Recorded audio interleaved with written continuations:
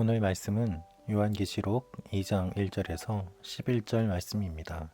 오늘 말씀은 7교회 중 먼저 에베소 교회와 서모나 교회를 향한 주님의 말씀을 우리에게 알려주고 계십니다. 하나님께서는 가장 먼저 에베소 교회에 이렇게 말하라고 말씀하십니다. 너는 에베소 교회의 사자에게 이렇게 써라. 오른손에 7별을 잡으시고 7금촛대 사이로 다니시는 이가 이렇게 말씀하신다. 이 말씀을 하시는 분이 어떤 분인지를 먼저 설명합니다. 예수님은 어떤 분이십니까? 오른손에 7별을 잡으시고 또한 7금촛대 사이를 다니시는 분이십니다. 이 말씀은 교회를 향한 그리스도의 주권을 나타내고 있습니다. 주님께서 7금촛대 사이로 다니신다는 말씀은 주님께서 교회 가운데 임재하시고 교회를 보살피시고 교회와 동행하신다는 의미를 담고 있습니다. 교회는 예수님의 몸과 같습니다.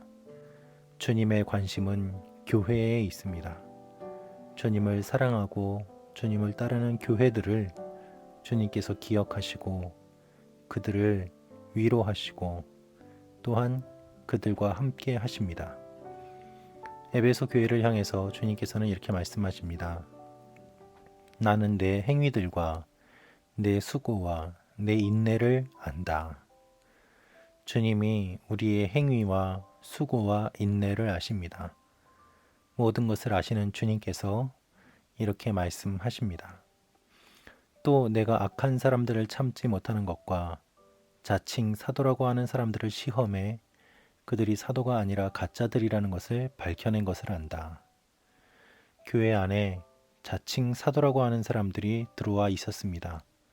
그들이 가짜인 것을 에베소 교회는 밝혀냈습니다. 그들을 드러내고 교회에서 내쫓은 것입니다. 교회를 거룩하게 하기 위해서 이와 같은 일들을 감당했습니다. 이것이 영적 분별입니다. 영적 분별과 싸움을 통해서 에베소 교회는 주님께 인정받고 또 사랑받는 교회였습니다. 3절은 또 내가 인내하는 것과 내 이름을 위해 수고하되 게으르지 않다는 것을 내가 안다. 매우 열심이었고 주님을 위해 많은 수고를 한 교회인 것을 우리는 알 수 있습니다. 그러나 예수님께서는 또한 에베소 교회를 향해서 다음과 같은 책망을 하십니다. 내가 첫사랑을 버렸다. 많은 열심과 수고를 하였지만 그 가운데 어느 순간에 첫사랑이 사라진 것을 주님께서는 말씀하고 계십니다. 그래서 그 사랑이 어디에서 끊어졌는지를 생각해 보라라고 말씀하십니다. 그것을 회개하라고 말씀하십니다. 그렇게 하지 않으면 촛대가 옮겨질 것이다 라고 무서운 말씀을 하십니다. 여러분, 우리가 주님을 위하여 수고하고 애쓰고 땀 흘리는 것 매우 중요한 일입니다. 교회의 거룩을 지키기 위해 거짓 교사들과 싸우고 진리를 사수하는 것 매우 중요한 일입니다. 그러나 그 일들 가운데 가장 중요한 것은 바로 주님을 사랑하는 것입니다.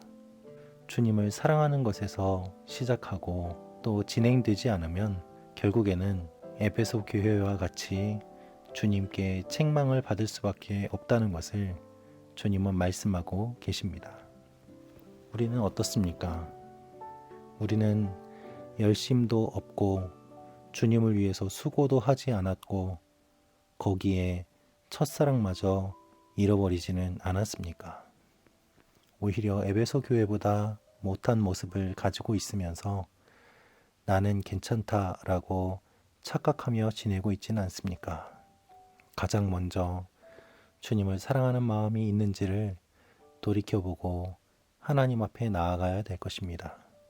주님은 특별히 에베소 교회가 거짓 교사들을 내쫓고 그들이 가짜 사도라는 것을 드러낸 것을 칭찬하고 계십니다. 주님께서 미워하시는 것들을 미워하고 주님이 좋아하시는 것들을 좋아한 것, 그것을 주님은 알고 계십니다. 그래서 생명나무의 열매를 먹게 할 것이라고 주님은 약속하고 계십니다. 다음으로는 서머나 교회의 사자에게 이렇게 말씀하십니다. 나는 죽었다가 다시 살아났다 라는 것이죠. 주님께서 이 말씀을 하시는 이유는 서머나 교회가 많은 환난과 고난을 받고 있었기 때문입니다. 주님께서도 많은 고난을 받으셨고 그 결과 돌아가셨습니다. 그러나 부활하신 주님께서 서머나 교회를 위로하기 위하여 이렇게 말씀하시는 것입니다. 주님은 이렇게 말씀하십니다. 내가 네 환난과 가난을 알고 있다. 어떤 교회는 부유하고 돈이 많고 넉넉했습니다. 그러나 어떤 교회는 가난하고 어렵고 힘들었습니다. 같은 교회지만 이와 같이 다른 상황 가운데 있는 것을 주님께서는 아시고 그들을 위로하십니다. 실은 내가 진짜 부자다 라고 말입니다. 또한 내가 모욕받는 것들도 내가 알고 있다. 너를 모욕하는 자들은 유대인이라고 하지만 실제로는 그렇지 않다. 그러니 그들의 모욕에 마음 쓰지 말고 그들이 사탄에게 속한 백성인 것을 알고 나의 위로를 받아라 라고 말입니다. 우리가 고난받고 비난받으면 우리 스스로 위축됩니다. 그리고 상대방이 매우 크게 보입니다. 주님은 그들의 본질을 꿰뚫어보고 위로의 말씀을 주십니다. 그들은 실은 유대 사람들이 아니다. 사탄의 집단이다. 그러면서 10절에 이렇게 말씀하십니다. 너는 고난당할 것을 두려워하지 마라. 마귀가 몇몇을 감옥에 집어넣을 것이라고 말씀하십니다. 감옥에 들어가지 않기 때문에 위로를 받는 것이 아닙니다. 감옥에 들어갑니다. 매도 맞을 것입니다. 핍박도 받을 것입니다. 그러나 죽도록 충성하면 생명의 면류관을 주실 것이라고 하십니다. 하나님 앞에서 받는 고난과 핍박은 영화로운 면류관입니다. 지금 가난하고 어려운 서머나 교회가 두려워해야 될 대상은 고난이 아니라 하나님임을 주님께서 말씀하고 계십니다. 고난은 있지만 그 고난이 길지 않도록 주님께서 지켜주시고 그 고난 가운데 정금같이 나올 교회를 주님께서는 죽도록 충성한 자들로 여기시고 생명의 관을 씌워 주십니다. 죽을 것 같지만 죽지 않습니다. 그래서 그들은 둘째 사망에서 면제될 것이라는 약속을 받습니다. 주님 앞에 심판받고 영원한 형벌을 받게 되는 그 일 가운데 해를 받지 않고 주님께서 어린 양의 피를 보고 재앙이 넘어간 6월절 사건처럼 예수 그리스도를 믿는 그들을 주님을 바라보는 사람들의 그 믿음을 보시고 그 환난이 넘어갈 것을 주님은 말씀하고 계시는 것입니다. 여러분, 우리가 해야 될 일은 무엇입니까? 주님을 사랑하는 것이고 주님을 사랑해서 고난도 받는 것입니다. 그러면 생명을 얻게 됩니다. 죽을 각오를 하고 죽기로 결심하면 살아나게 되고 우리의 생명을 지키고자 하면 우리의 생명을 잃게 될 것입니다. 여러분에게 일어나는 일들을 두려워하지 말고 끝까지 구원해 주실 주님을 바라보며 믿음으로 반응하며 믿음의 길을 걸어가는 여러분과 제가 되기를 기도합니다. 교회는 고난 가운데 성장했습니다. 오히려 고난이 없을 때에 타락했습니다.